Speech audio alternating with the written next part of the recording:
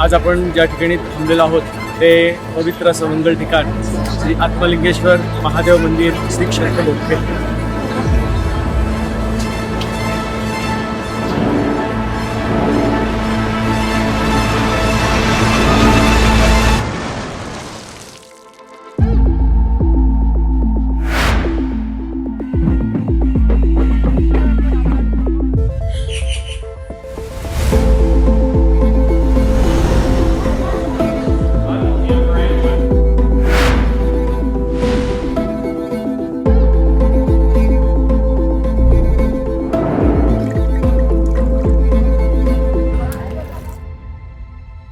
आज पुण्यातला सर्वात मोठा दीपोत्सव म्हणून बोधकेंचा आत्मलिंगेश्वर देवस्थानाचा कार्यक्रम ओळखला जातो.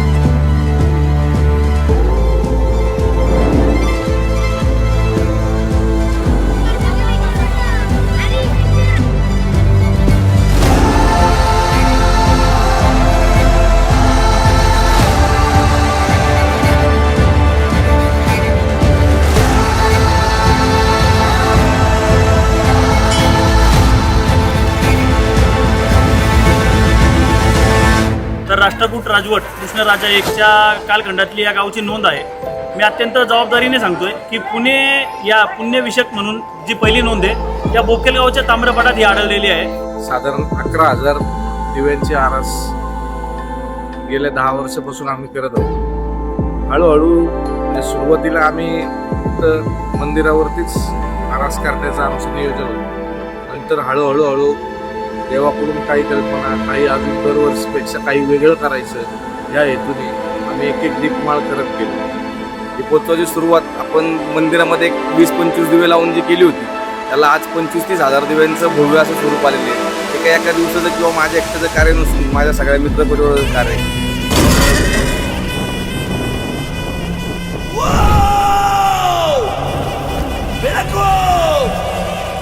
ಬೆಳಕಲ್ಲಿ ಕಣ್ಣ ಮುಂದೆ ಇರುವುದೆಲ್ಲ ಕಾಣ್ತದೆ, ಆದರೆ ಇದು ಬೆಳಕಲ್ಲ, ದರ್ಶನ. ಹಿಂದೆ ನಡೆದದ್ದು ಮುಂದೆ ನಡೆಯುವುದು ಎಲ್ಲ ತೋರಿಸೋ ಬೆಳಕು ಕಾಣ್ತದ.